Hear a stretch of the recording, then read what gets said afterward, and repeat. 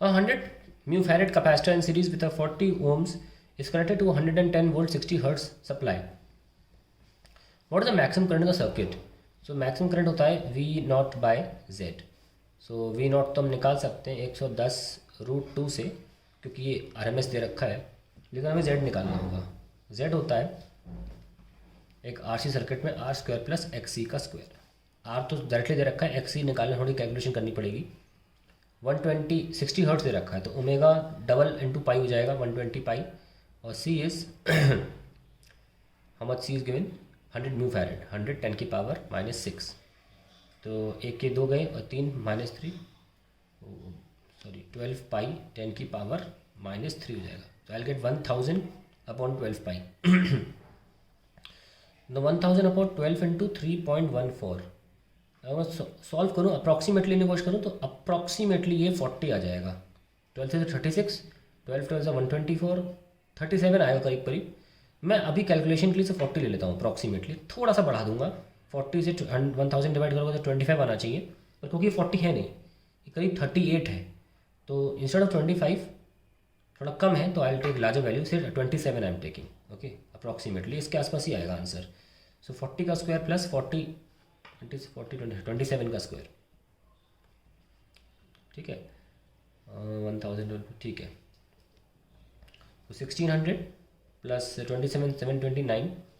So we have 16 plus 20 23 2 9. ठीक है, तो अब इसको सॉल्व कर लेते हैं. कितना आ रहा है? 4 4 तो 16, 72 9 4 8 85 5 है, 86 6 87 7 सा आई थिंक 86 7. हाँ 87 से जाना चाहिए, देख लेते हैं. 7 7 सा 49 56 है 60 88 8 सा भी देख लेते हैं एक बार. 64 704. हाँ ठीक है, 8 सा है, तो 704 बचा 25 0 0 8 कितना 96. 96 and we can take I think 2 times 48.2 आ रहा है. Z is coming 48.2 and I will be 110√2 upon 48.2. Okay, so I can do like this 48.2 and मैं नीचे ले जा सकता हूँ उसको, 1/√2 बना सकता हूँ. 1/√2 0.7 होता है, तो 48 इंटू 0.7 0.7 थोड़ी कैलकुलेशन तो है, तो ये अप्रॉक्सीमेटली जाएगा 57 से 35 ले सकते हैं इसको. अप्रॉक्सीमेटली 35 ले लिया मैंने, एंड 35 थ्री 105 एंड बचा 50.1 समथिंग 3.1 एम्पियर मान सकते हैं. That is the answer to the question.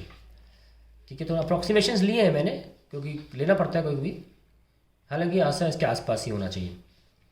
चलिए, पहला पार्ट तो हो गया. दूसरा है what is the time lag between the current maximum end voltage maximum. ना टाइम लैग क्या होता है?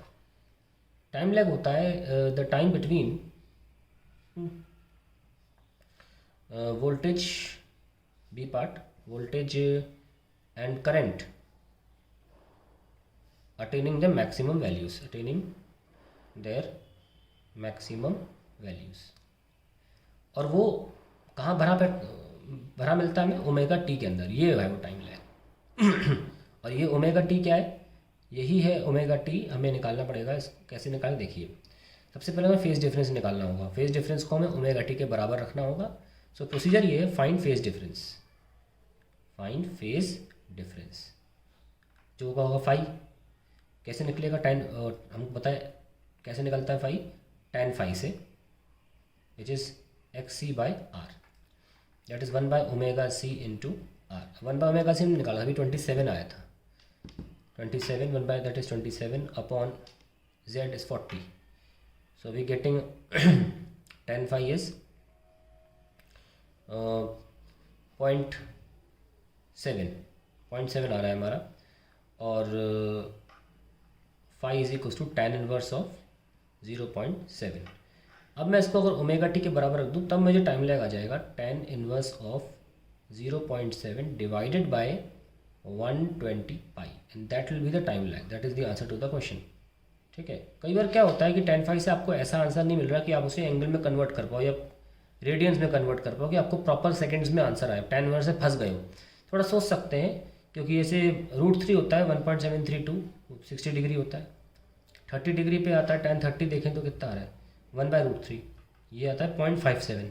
tan 45 जो होता है 1 होता है, ये 1 से बहुत दूर है, 30 से बहुत दूर है तो अप्रॉक्सीमेटली कहीं 35-36 डिग्री होगा ये तो कई बार क्या होता है कि अगर आपका इससे नहीं निकल रहा तो आप cos फाई ट्राई करिए, ठीक है। अगर इससे आंसर नहीं आ रहा तो cos फाई से भी ट्राई कर सकते हो। cos फाई होता है r/z, कई बार उससे भी आ जाता है r/z, जैसे कि r हमारा कितना था 40 और z कितना है 48 आया था, तो we can approximately take it as 4/5 और हमें पता रहता है 4/5 37 डिग्री के लिए होता है, ठीक है। और हम इसको अब कन्वर्ट कर सकते हैं, तो देखो इससे आ गया। कई बार होता है कि tan 5 से प्रॉपर वैल्यू नहीं आती, तो आप इससे ट्राई कर सकते हैं। एनीवेज 37 डिग्री को रेडियन में कैसे करें, इंटू π/180 से डिवाइड करके, मल्टीप्लाई करके, ये वैल्यू आती है करीब करीब इंटू 0.017 π/180, करें गुणा 11951,926 कितना आया 0.629 आ गया अब हम इसको ओमेगा टी के बराबर रख सकते हैं 0.629 और T will be 0.629 divided by 120 pi.